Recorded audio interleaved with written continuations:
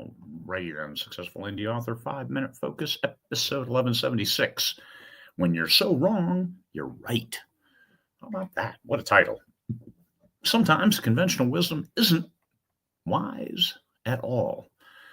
When I first started, I liked having an indented paragraph and also a little space in between the paragraphs. So I was told once that that's not the industry standard. That's just gross. Well, guess what? I like it, so that's what I went with. You know what?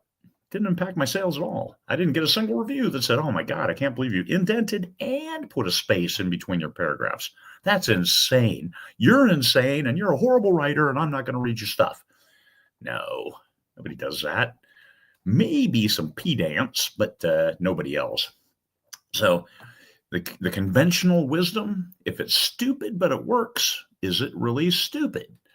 That answer is no. If it works, that's what it is. Look at one of my favorite authors, Anne McCaffrey. Dragon Riders of Pern. Oh man, people ride dragons. It's fantasy.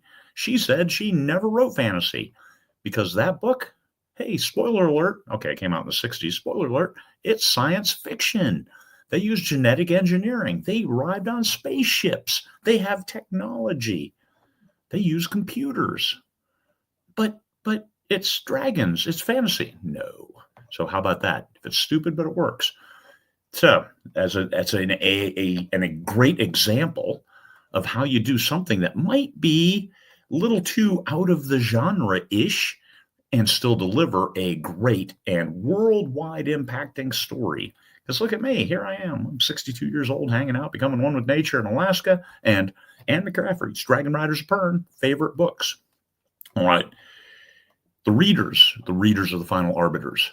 And if you're having a hard time finding the readers, I'd like to think that a reader is like you. So where would you find you? And that's where you go look. Now, if you can't find readers, despite your best efforts, then maybe, just maybe, your book isn't going to be something that a reader wants to read. Could be you. Hey, first book. How would you know that it's a good book? That's a good story. But good storytelling will always be rewarded. I look at my first books and they're written. I'm like, oh my God. Now, they were professionally edited later, and the story is good, but the grammar, typos, and they don't have the typos nowadays, but previously, yeah, the cute few typos scattered in and out, and still people read them. Why? Good story. Something I've been thinking about my whole life, and hey, let me get this story down. But I didn't add in a lot of other things that I could have, because I look at the first story I wrote when I was 13. Holy cow, that's all over the place. So that's why I kind of haven't put that out yet. Even though I've got it, I scanned in the pages. I haven't used AI to, hey, transcribe this for me, because I'm not sure that's a good story. I think that's just a bunch of ideas scattered together from books I read that I loved. Good storytelling is a good story, but you've got to keep in mind flow. And this is after reading thousands of books between age 13 and finally writing my first book at age 52, that I got the flow almost intuitively because I read so many books. So you got to do a little bit of this, and you got to do some of this, and you got to do some of this, and this. Okay. So flow, character building. Character development? How do you address your characters? How do you build them? Do you just tell everything about your character on the first page and then move forward? No story does that. A little bit. People learn about the characters as they go. There's some reveals. There's some secrets that you don't find out in that first book, because you just can't give away all the secrets in one book. And world building. What about this world that's compelling, this background upon which you're telling this story? What about it works with that characters and highlights what the characters are doing? And it's always those characters doing something. They move the plot forward. So good storytelling. So if you're doing, is it standard? Can somebody teach you, hey, this is good storytelling? They can give you the highlights, but it still comes back to you. You've got to feel it as you're writing it and make sure that, hey, it flows. The reader doesn't get taken out of the story. That's the main element that you want to make sure your stories have.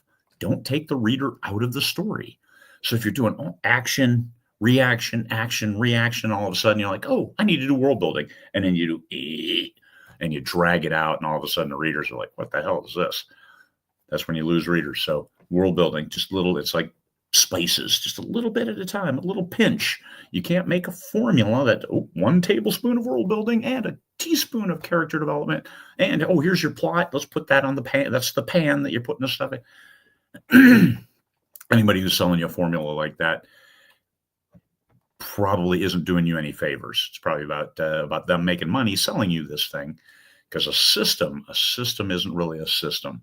There are certain things that will make you a better storyteller, make you a better writer, and put those into your stories that the readers then they absorb it. Elmore Leonard, he's the one that said, don't put in the stuff that the readers don't read. That is genius. So as long as you keep the readers reading, then that is a story that they're going to buy, they're going to tell their friends about, and then they're going to buy the next story too, because they got such a good feeling from this first one. That's what you're looking for. So when you're so wrong, it's right. Make sure the flow is good. Make sure the character development isn't just a regurgitation. The world building isn't, hey, here's everything I know about this world.